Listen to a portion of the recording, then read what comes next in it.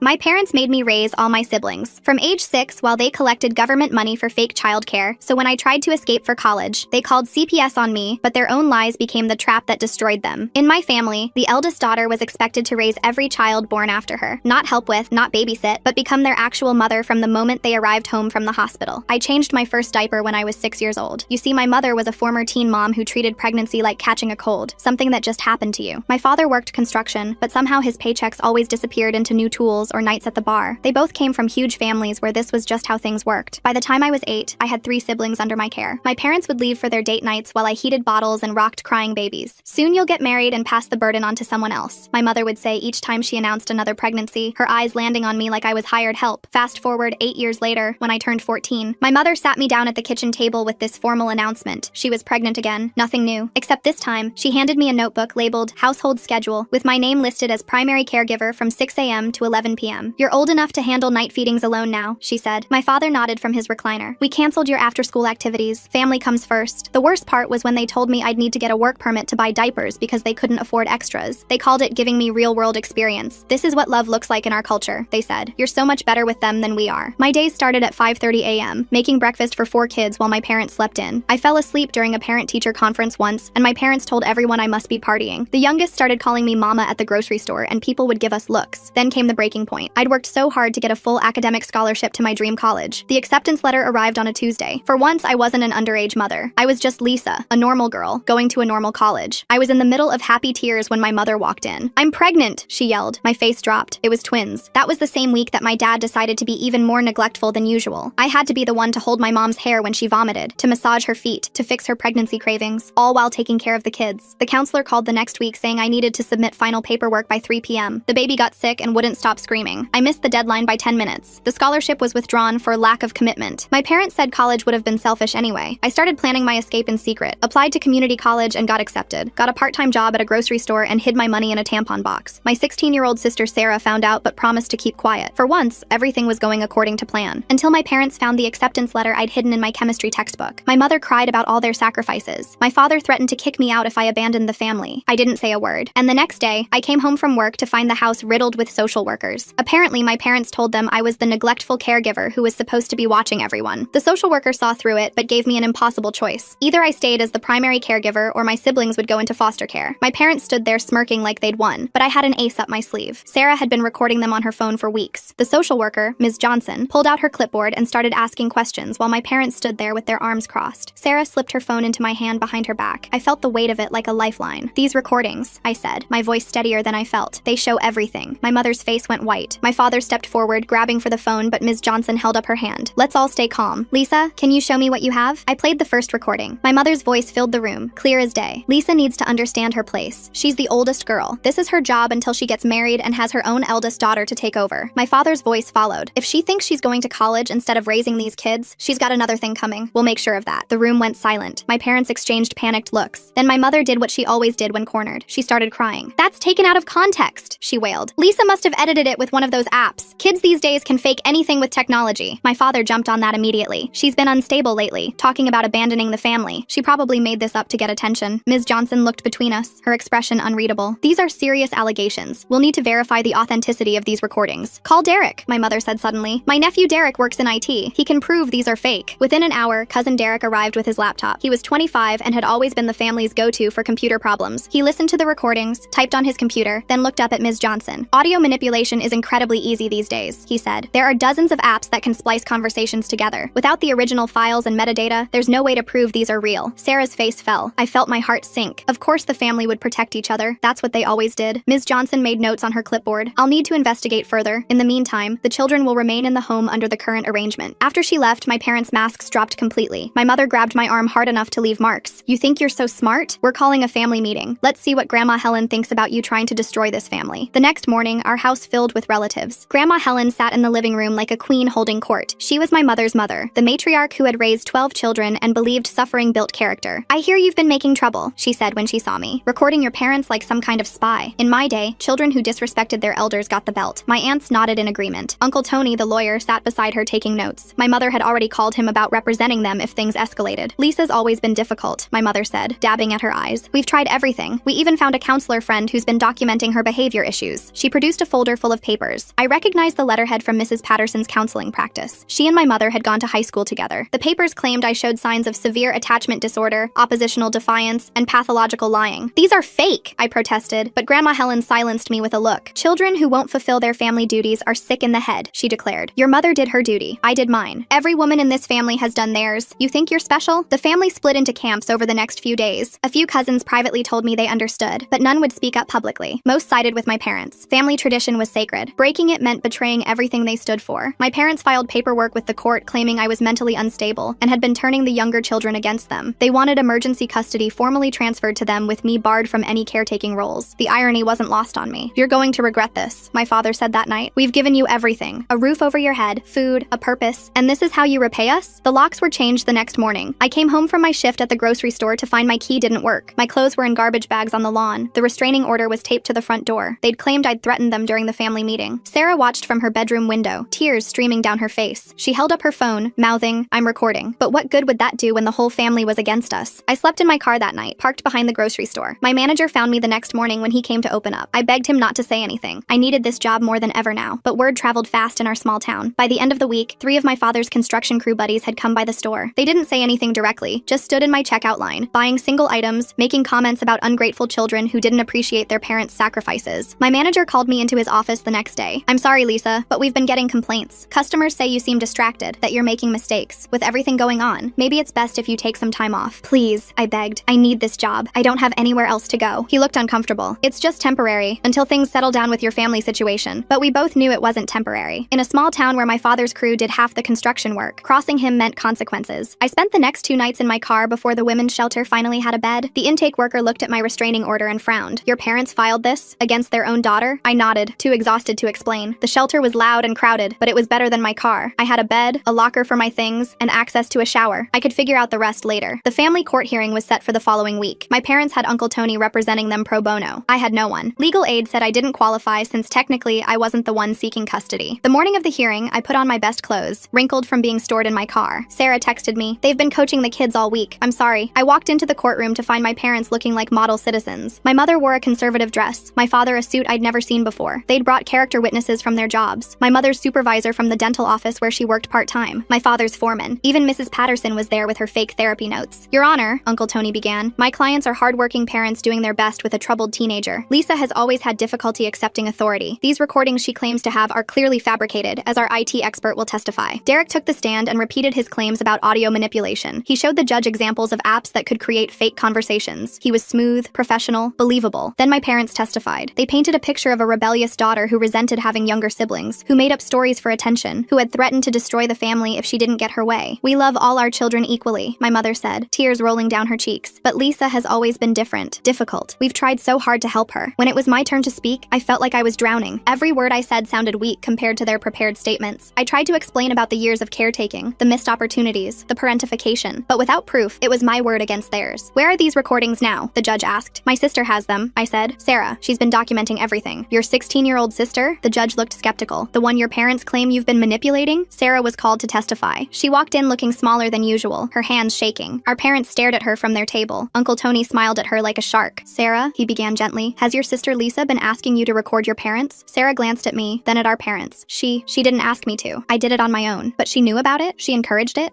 Sarah's voice cracked. "I just wanted to help." "Of course you did. You love your sister. But sometimes people we love can lead us astray. Has Lisa been telling you stories about your parents? Making you see things differently?" I watched Sarah crumble under the questioning. Our parents had gotten to her, threatened her, made her doubt herself. By the time Uncle Tony was done, it looked like I'd masterminded some elaborate scheme to turn my siblings against their loving parents. The judge looked troubled but seemed to be buying it. I felt the walls closing in. Everything I'd worked for, everything I'd sacrificed, was being twisted into evidence against me. That's when Ms. Johnson stood up. "Your Honor, I'd like to present some additional findings from my investigation." She pulled out a thick manila folder and approached the bench. My parents shifted uncomfortably in their seats. Uncle Tony's confident smile faltered slightly. "During my investigation, I discovered some concerning financial discrepancies," Ms. Johnson said, her voice calm but firm. "Mrs. Martinez has been collecting government assistance for childcare services for the past 8 years." My mother's face went pale. My father gripped the edge of the table. "The applications state that she requires childcare assistance due to her work schedule at the dental office. However, my investigation revealed that Lisa has been the primary caregiver during all the hours covered by this assistance." Uncle Tony jumped to his feet. "Your Honor, this is clearly a misunderstanding. My client may have made some clerical errors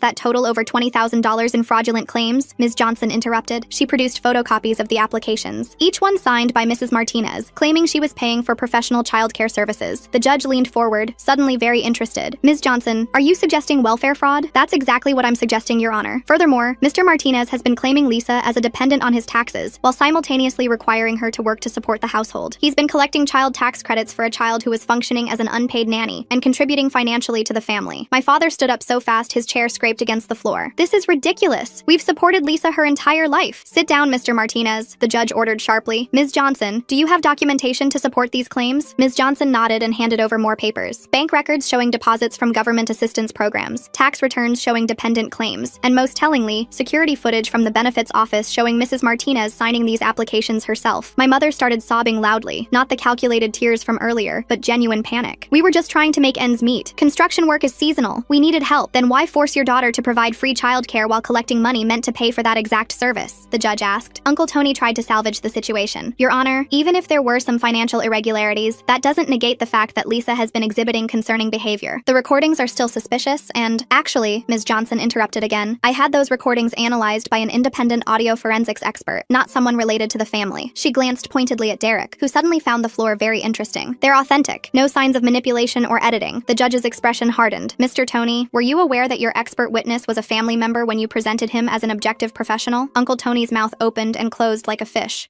He has legitimate IT credentials. That's not what I asked. Were you aware he was related to your clients? Yes, Your Honor. And you didn't think that was relevant information to disclose? The courtroom fell silent. I could hear my heart pounding in my chest. Sarah had started crying quietly in her seat in the gallery. The judge turned back to Ms. Johnson. What else did your investigation uncover? A pattern of parentification dating back to when Lisa was 6 years old. Multiple witnesses from the children's schools have confirmed that Lisa was often the one attending parent-teacher conferences, signing permission slips with her parents' consent, and handling medical appointments for the younger children. She pulled out more documents. I also discovered that Lisa's college scholarship was withdrawn due to missed deadlines that occurred while she was caring for a sick infant. The same infant her parents claimed they were paying professional childcare to watch. The judge reviewed the papers, his frown deepening with each page. Mr. and Mrs. Martinez, I'm going to ask you directly. Have you been collecting government assistance for childcare while forcing your eldest daughter to provide that care for free? My mother looked at my father. My father looked at Uncle Tony. Uncle Tony looked defeated. Your Honor, my mother finally said, her voice small. We were just doing what our parents did. This is how families work. The oldest daughter helps with the babies. It's tradition. Tradition doesn't override the law, Mrs. Martinez, nor does it excuse welfare fraud. The judge turned to me. Lisa, do you have anything you'd like to add? I stood on shaky legs. I just wanted to go to college. I worked so hard for that scholarship. I love my siblings, but I wanted a chance at my own life. When I tried to leave, they called social services and claimed I was neglectful. They changed the locks. They got a restraining order based on lies. I've been sleeping in my car and then at a shelter because my own parents made me homeless for wanting an education. She's being dramatic, my father started, but the judge cut him off with a sharp gesture. Mr. Martinez, I've heard enough. Ms. Johnson, what are your recommendations? Given the evidence of financial fraud and the systematic parentification of Lisa, I recommend a full investigation by the Department of Social Services. I also recommend that the restraining order against Lisa be immediately vacated as it appears to have been obtained under false pretenses. The judge nodded. I'm inclined to agree. I'm also ordering a forensic accounting review of the Martinez family finances. Mr. and Mrs. Martinez, you should be aware that welfare fraud is a criminal offense that can result in prosecution. My parents went white. Uncle Tony started gathering his papers, clearly wanting to distance himself from the situation. Furthermore, the judge continued, I'm ordering temporary custody of the minor children to remain with the parents under strict supervision from social services. Lisa, you are not to be required to provide any childcare. Any violation of this order will result in immediate removal of the children. But who will watch them? My mother cried. We can't afford. Perhaps you should have thought of that before committing fraud with the money meant to pay for childcare, the judge said coldly. Court is adjourned. Mr. and Mrs. Martinez, do not leave the state. You'll be notified of the criminal investigation proceedings. The gavel came down with a finality that echoed through the courtroom. My parents sat frozen, the reality of their situation finally sinking in. They'd tried to trap me, but had trapped themselves instead. Outside the courthouse, Ms. Johnson pulled me aside. Lisa, I know this is overwhelming, but you should know that the forensic accountant will likely find more than just the childcare fraud. If your father has been claiming you as a dependent while you were working, that's tax fraud too. I nodded numbly. What happens now? Now you focus on rebuilding your life. The restraining order will be vacated within 24 hours. You can return home to get your belongings. I'll arrange for a police escort if you'd prefer. I don't want to go back there, I said quickly. Not to live. I just want my things. That's understandable. Do you have somewhere to stay? The shelter has space for another week. After that, I shrugged. Without my job, I had no idea what I'd do. Ms. Johnson handed me a business card. This is a transitional housing program for young adults escaping family abuse. Tell them I sent you. They can help with housing and job placement. I took the card with trembling hands. Thank you for everything. If you hadn't investigated, you can thank your sister, she said. Sarah didn't just have recordings. She had a diary going back 2 years documenting everything. Times, dates, specific incidents. That's what prompted me to dig deeper deeper into the finances. My heart swelled with gratitude for Sarah. She'd been braver than any of us realized. As I walked away from the courthouse, my phone buzzed with text after text. Family members who'd been at the hearing were already spreading the news. Some were angry, calling me a traitor. Others were shocked about the fraud. Grandma Helen sent a particularly nasty message about ungrateful children who didn't understand sacrifice. I deleted them all without reading past the first few words. Their opinions didn't matter anymore. The next few days passed in a blur. True to Ms. Johnson's word, the restraining order was vacated. I went back to the house with a police escort to get my belongings. My parents weren't there, but Sarah was. She flew into my arms the moment she saw me. I'm so sorry. They made me say those things. They said if I didn't cooperate, they'd send the little ones away. It's okay, I said, holding her tight. You were so brave. Ms. Johnson told me about your diary. I started it when you got your scholarship, she admitted. I knew they'd try to stop you. I wanted to make sure there was proof of what they put you through. We packed my things quickly. My acceptance letter to community college was still in my chemistry book. My hidden money was still in the tampon box, untouched. Small miracles. What's going to happen to us? Sarah asked as we loaded boxes into the police officer's car. I don't know, I said honestly. But whatever happens, I'll make sure you and the kids are okay. I promise. She nodded, trying to be brave. Maybe now Mom and Dad will actually have to take care of their own children. The thought was almost laughable. They'd never had to before. But with social services watching and criminal charges looming, they wouldn't have a choice. I moved into the transitional housing program the next week. It was a small apartment shared with 2 other young women escaping family situations. We each had our own bedroom and shared the common areas. It was clean, safe, and most importantly, mine. The program also helped me find a new job at a different grocery store across town, far from my father's construction connections. The manager there was understanding about my situation and flexible with scheduling around my community college classes. Yes, I'd decided to still go. The acceptance was still valid, and with financial aid and my new job, I could make it work. It wouldn't be the university scholarship I'd dreamed of, but it was still a step forward. 2 weeks after the hearing, the other shoe dropped. My parents were formally charged with welfare fraud and tax evasion. The forensic accountant had found exactly what Ms. Johnson predicted: years of false claims totaling over $30,000. Uncle Tony refused to represent them, citing conflict of interest. They had to use a public defender. The irony wasn't lost on me. They'd claimed I didn't qualify for legal aid, but now they needed it themselves. Sarah kept me updated through carefully worded texts. Our parents were panicking. They'd been ordered to pay back all the fraudulent claims plus penalties. The house might have to be sold. My father's construction boss had cut his hours after hearing about the charges. My mother had been suspended from the dental office pending the outcome of the criminal case. For the first time in their lives, they were having to actually parent. No eldest daughter to dump the work on. No government money to collect while someone else did the job. Sarah said the house was chaos. The younger kids didn't understand why I wasn't there to make breakfast or help with homework. My parents were overwhelmed within days. Mom actually had to change a diaper yesterday, Sarah texted me one evening. She acted like it was the end of the world. I should have felt vindicated, but mostly I just felt sad. Sad for my siblings who were confused and scared. Sad that it had come to this. Even a little sad for my parents, who were so trapped in their own upbringing they couldn't see how wrong it was. The family reaction was swift and brutal. Grandma Helen called an emergency family meeting that I obviously wasn't invited to. Sarah reported back that it was a disaster. Half the family thought my parents were victims of an ungrateful daughter. The other half were quietly admitting they'd seen the signs but hadn't wanted to get involved. Cousin Maria stood up and said she went through the same thing, Sarah told me during one of our phone calls. She said Grandma Helen made her raise her 5 younger siblings too. Then Aunt Rosa said it happened to her. Suddenly everyone was arguing about whether it was tradition or abuse. The family was fracturing along generational lines. The older generation insisted it was just how things were done. The younger generation was starting to question why it was always the eldest daughters who sacrificed everything. 3 months into the criminal proceedings, my parents did something desperate. They fled. I was in my evening statistics class when my phone started buzzing. I ignored it until I saw it was Ms. Johnson calling. I stepped out into the hallway to answer. Lisa, your parents missed their court date this morning. They've also pulled the younger children out of school. We believe they're attempting to leave the state. My blood ran cold. What about Sarah? She's the one who alerted us. She's safe at school right now. She said your parents packed up the van last night and told the kids they were going on a surprise vacation. I sank onto a bench in the hallway. They were really going to run, take the kids, and disappear, rather than face the consequences of their actions. What can I do? I asked. Stay where you are. Don't try to intervene. We've notified state police and issued an Amber Alert for the children. Sarah said she overheard them talking about going to stay with relatives in Texas. Of course. My father had cousins there who probably had no idea about the charges. They could disappear into another big family where eldest daughters raising siblings was just normal life. I went back to class but couldn't concentrate. My professor noticed my distress and quietly told me I could leave if I needed to. I gathered my things and drove back to my apartment, my hands shaking the entire way. The next few hours were the longest of my life. I sat by my phone, waiting for updates. My roommates made me tea and sat with me, sharing their own stories of family dysfunction. It helped, knowing I wasn't alone. Finally, around midnight, Ms. Johnson called. We found them. State police stopped them at a gas station about 2 hours from the Texas border. Everyone is safe. I sobbed with relief. What happens now? Your parents are being arrested for custodial interference and violating their bond conditions. The children are being placed in emergency foster care until we can determine the best placement. What about Sarah? She's 18 in 2 months. We're looking into emergency emancipation so she can maintain some independence. Lisa, I need to ask, would you consider taking temporary guardianship of your siblings? The question I'd been dreading and expecting in equal measure. I don't know if I can. can. I'm barely managing to support myself. I understand. It's not a decision you need to make tonight, but think about it. Foster care isn't ideal, and you're the only family member who's shown genuine concern for their well-being. After we hung up, I sat in the dark living room thinking. I'd fought so hard to escape the role of surrogate mother. The thought of voluntarily taking it on again made me feel sick, but the thought of my siblings scattered across foster homes made me feel worse. I called Sarah. She answered on the first ring, sounding exhausted. Hey,